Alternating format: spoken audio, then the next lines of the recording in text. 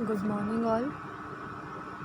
Previous class में हमने chapter 1 एक इंट्रोडक्शन के रूप में देखा था, जिसमें हमने डेमोक्रेसी का मतलब देखा था। क्या होता है डेमोक्रेसी का मतलब? Democracy means the rule by the common people. मतलब एक सिंपल वर्ड में अगर हम इसकी डेफिनेशन देखें तो डेमोक्रेसी का मतलब होता है जो रूल कॉमन पीपल्स के थ्रू चलाया जाए, उसे डेमोक्रेसी बोला जाता है।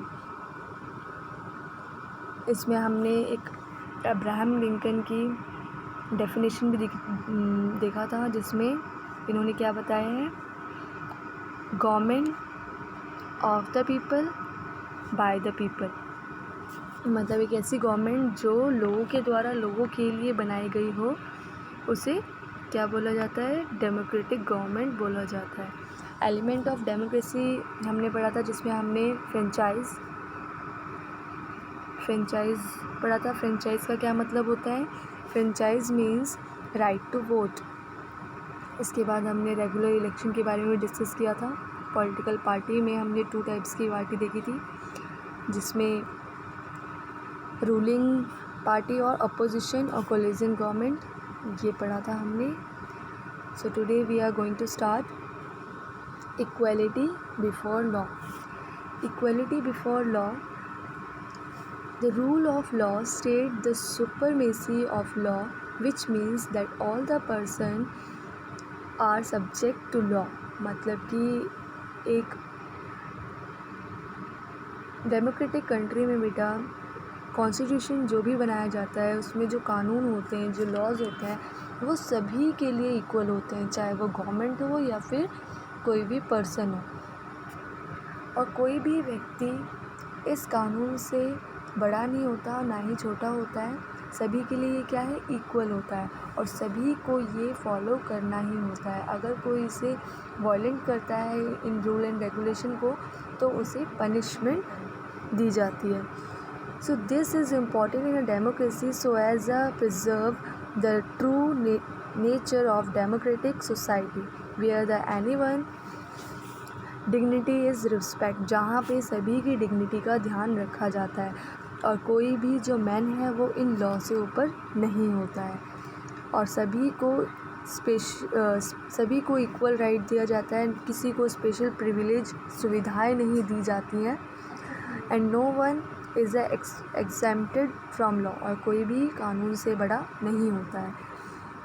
देन नेक्स्ट है बेटा हमारा प्रोविज़न इन द कॉन्स्टिट्यूशन में हमारे जो इंडियन कॉन्स्टिट्यूशन है, उसमें कौन कौन से प्रोविज़न दिए हुए हैं। सबसे पहले देखो, इसमें आर्टिकल 15 है और दूसरा आर्टिकल 17 है। 2 आर्टिकल हैं, और जो हम पढ़ेंगे वो स्पेशली आर्टिकल 15 है।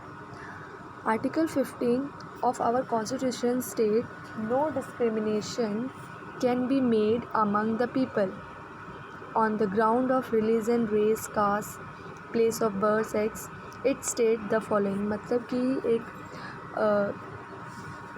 इंडियन कॉन्स्टिट्यूशन में आर्टिकल 15 में ये बताया गया है कि किसी भी पर्सन के साथ उसके धर्म, रंग, जाति और प्लेस बर्थ के अकॉर्डिंग, जन्म स्थान के बेसिस पे उसे डिस्क्रिमिनेट नहीं किया जाएगा।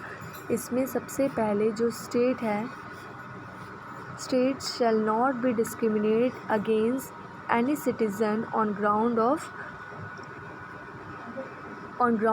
only of religion, caste, place of birth, sex, any of them। इन सभी बेसिस पे कोई भी पर्सन एक दूसरे स्टेट जो है वो किसी भी पर्सन को डिस्क्रिमिनेट नहीं करेगा।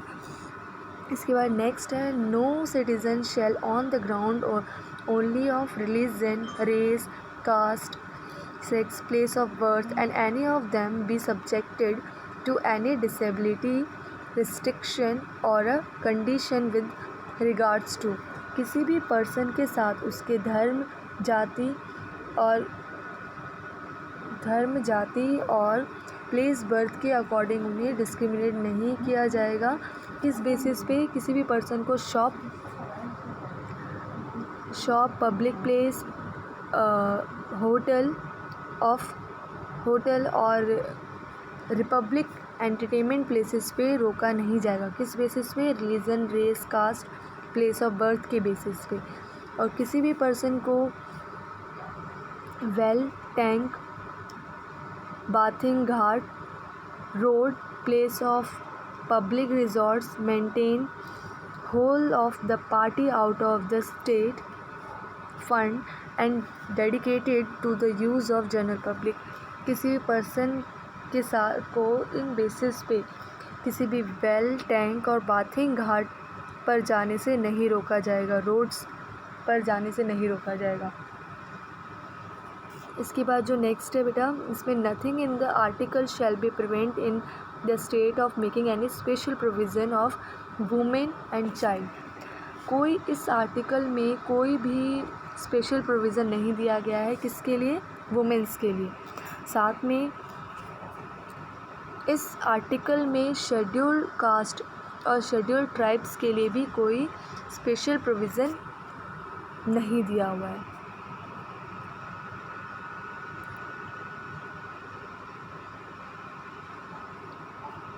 इसके बाद नेक्स्ट जो है बेटा हमारा वो है सोशल इनइक्वालिटी। सोशल इनइक्वालिटी के बारे में हम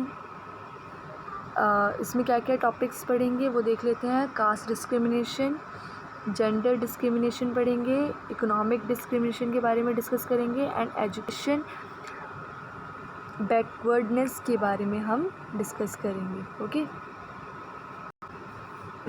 सो आज के लिए इतना ही। आपका होमवर्क है जो आर्टिकल 15 में ये जो प्रोविज़न आपको गिवन है, इन सभी को आपको आर्टिकल 15 में जितने भी ये पॉइंट्स हैं उन सभी को आपको केयरफुली रीड करना है। फाइन।